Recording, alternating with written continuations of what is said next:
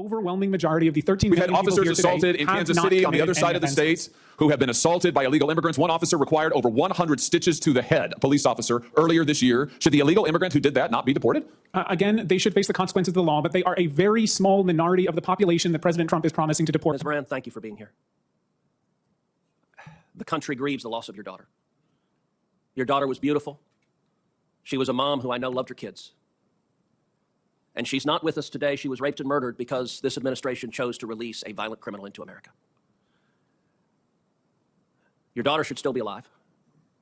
And every one of these victims should still be alive.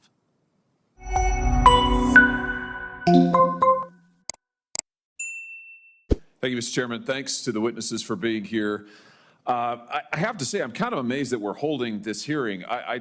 To me, it's remarkable that the idea of actually, as you were just saying, Ms. Moran, the idea of enforcing our laws, protecting our border, securing our streets from criminals, it's amazing that that's controversial at all.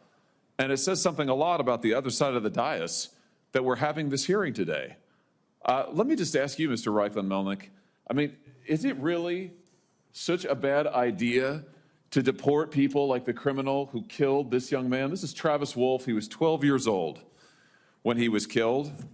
He was mowed down, and I do mean mowed down, in a car by an illegal immigrant, 12 years of age, walking along a sidewalk in my state of Missouri, mowed down by an illegal immigrant who I think also had a prior criminal record. Is it such a bad idea to deport the person who killed him? Any person who commits a heinous crime should suffer the consequences under the law. Good. What about Officer David Lee? Officer David Lee was killed in Missouri just a few months ago by another illegal immigrant, once again in a car, who used it as a lethal weapon to ram him and kill him. Is it so wrong, such a bad idea to deport the illegal immigrant who killed this good man? Again, any person who commits an awful act should face the full force of the law. We've had multiple stabbings in the state of Missouri at laundromats in O'Fallon, Missouri, where innocent civilians were going to do their laundry of an evening and were attacked with knives, slashed, bled, stomped upon. Should the illegals who did that, should they not be deported? No, as I said, if you commit an offense, you should face consequences. But the overwhelming majority of the 13 million people here today We've had officers assaulted in Kansas City on the other side of the state who have been assaulted by illegal immigrants. One officer required over 100 stitches to the head, a police officer, earlier this year. Should the illegal immigrant who did that not be deported? Again, they should face the consequences of the law, but they are a very small minority of the population that President Trump is promising to deport. Well, let's talk about the rest of the people who you don't want to be deported. You said in an article that you wrote recently, new report shows devastating costs of mass deportation. You wrote this in October. Do you remember this piece? Yes, that is a summary of our report. Yeah, so in this piece, and it's also in your written testimony, you talk about how much the economy will lose if the United States actually enforces our immigration laws and deports folks who are here illegally. And I want to quote you now. You say some industries would be particularly hard hit, including construction, agriculture, and hospitality, which combined would lose more than 2.5 million workers.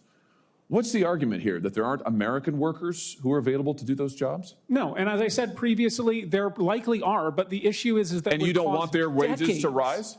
I think that we want to pass a path to citizenship so we can have a level and fair playing field for every American. Why would you want American citizens and those who are here lawfully to have to compete against illegal immigrants who, by the way, are often paid not minimum wage, who are not given the federally mandated benefits precisely because they're here illegally? Why would you want to drive down the wages of millions of working Americans who can't get those jobs in construction, agriculture, and hospitality because illegal immigrants are getting them, suppressing wages in the meantime? Why would you want to do that? Well, if you've been here for my initial testimony, you know I don't want that. Listen, I read your testimony word for word, and I've been watching it, and I know what the answer is.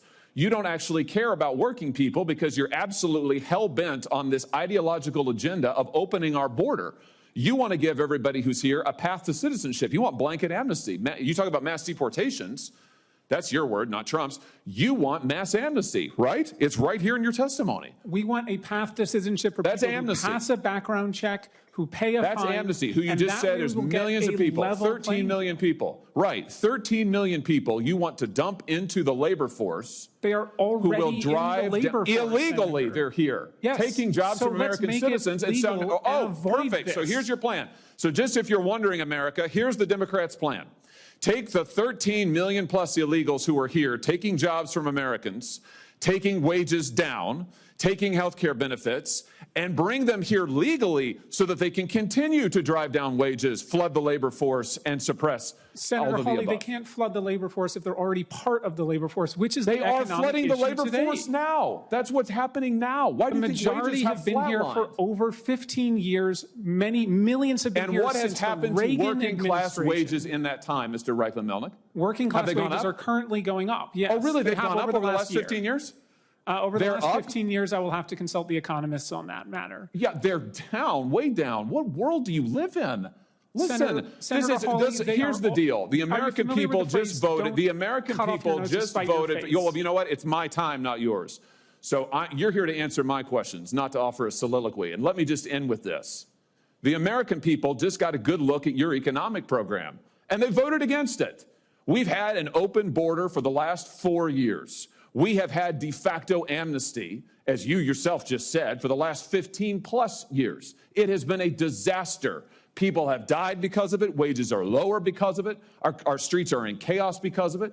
And now you and the Democrat Party just say more of the same, more of the same. Let's double down. I would just say to you, I think that's insanity. I think it's total insanity, and the American people do too. Senator Hawley, we have a choice. We can either hurt the economy or help the economy. And if we want to deport 13 million It hurts the economy to give American workers jobs? Senator from Texas.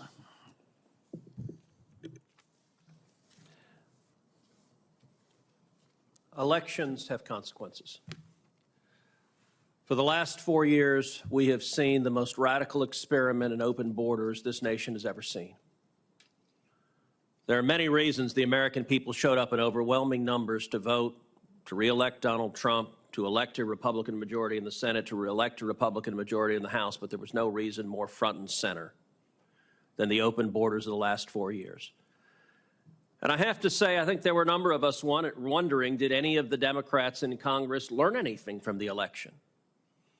And the existence of this hearing makes very clear the answer is no. We've seen 12 million people come into this country illegally under Joe Biden and Kamala Harris. My home state of Texas has seen more than any state in the country. There is a reason that the Rio Grande Valley, which has been Democrat for over 100 years, flipped red this election.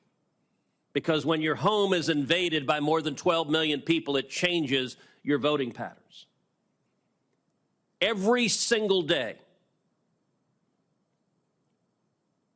we have seen Americans murdered. We have seen women raped. We have seen children brutalized by criminal illegal aliens released deliberately by Joe Biden and Kamala Harris. The numbers are staggering. According to ICE, as of July 21st, 2024, nearly 650,000 criminal illegal aliens were currently on ICE's non-detained docket, which means they've been released. They're wandering around. They're free. And of those 650,000, 14,944 have been convicted of homicide. You want to know what mass deportation is? Those 14,944 better pack their bags right now. Because with a new administration, we're going to show up, we're going to arrest you, and we are going to deport you. 20,061 have been convicted of sexual assault. Now, I want you to ask of my Democrat colleagues, and it is striking that virtually none of them are here. That is reflected in their conduct because they are silent and putting their head in the sand as to the human tragedies. But what resident of what blue state says, you know what, America's better off with 20,000 rapists being released into this country? 105,146 have been convicted of assault. I would ask my Democrat colleagues if they were here, why the hell today does the Biden administration not go and arrest every one of these criminals and deport them? What rational world says America's better off with more criminals? And these are not just statistics. Ms. Moran, thank you for being here. The country grieves the loss of your daughter. Your daughter was beautiful. She was a mom who I know loved her kids. And she's not with us today. She was raped and murdered because this administration chose to release a violent criminal into America. Your daughter should still be alive. And every one of these victims should still be alive. Laken Riley, a name that the Democrats on this committee can't bring themselves to utter, should still be alive. And in my hometown of Houston, Jocelyn Nungry, I've gotten to know Jocelyn's mother, Alexis, very well. Ms. Moran, like you, Alexis is incredibly brave. I cannot imagine the pain. I'm a father. To lose your child, no parent should have to bury their child. Children should bury their parents, not the other way around.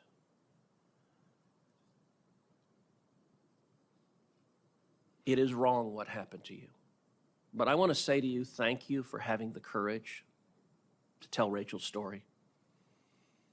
I would understand if you just curled up in a ball and cried. But, and I'm sure you have wept a lot of tears.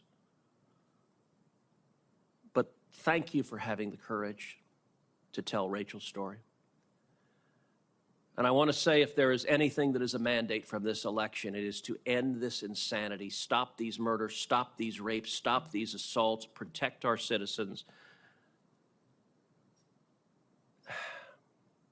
And Ms. Moran, I just want to give you the opportunity at the end of my questioning to share from your perspective why this matters, why we should stop releasing criminals into America. In order to prepare for this hearing, I was actually looking at statistics over the last couple of days. And most of the rape and murder statistics by illegal immigrants are actually against children. Yeah. And to me, that's astounding. I don't know how many people here have children or grandchildren, but can you imagine your 7, 8, 9-year-old daughter being forcibly raped by a stranger, sometimes multiple times? This is the culture, and I realize it's not all immigrants, but this is the culture that they come from, this kind of violence. They grow up in it in their countries. To them, it's just part of what they've known for their lives. But to bring that criminal culture into America, it's destroying our families. I know of women in my hometown that have come up to me because they know I'm Rachel's mom and say to me, some guy just ran up behind me and tried to pull me down to the ground, and if it wasn't for the fact that I could fight him off and run to a store to call the police, I might not be here. And in one incident, that man had attacked 7 other women. Wow. Why are we allowing this? And then the women and children that are raped, and because they're so ashamed of what's happened to them, how they've been so violated, they don't say anything. So the numbers are grossly underestimated, I believe, as far as the crimes that are happening in our country. Thank you. I think we need to stop this.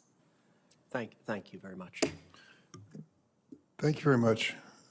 I appreciate all the witnesses appearing before the committee today.